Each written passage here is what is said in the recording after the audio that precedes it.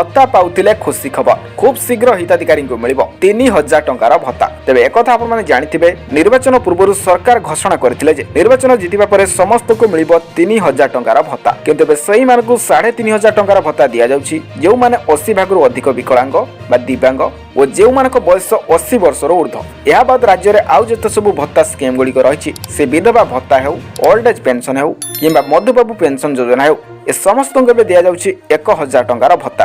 किंतु निर्वाचन पूर्व सरकार प्रतिश्रुति देइथिले जे राज्य रे निर्वाचन जितिबा परे समस्त को दिया जिवो 3000 टंकार भत्ता, किंतु एबे किछि विशेष सूत्ररु मिलुथिबा सूचना अनुसार खूब शीघ्र समस्त को मिलिबो 3000 टंकार भत्ता एवं ए वर्धित भत्ता राशि आसंता मास ठारू मिलिबा नै सूचना मध्ये रहिछि। किंतु ए नै सरकारी स्तर रे कोनसी अपडेट या पर्यंत दिया जाई नाही। एहा छडा आपण मानकु कोन लागुछि, कोन सरकार सतरे 3000 टंकार भत्ता देबे? आपण मानक मतामत हमकु कमेंट बॉक्स रे निहाती जणांतु। तबे देखा बा गुडे वीडियो रे से पर्यंत रहिली। जय जगन्नाथ।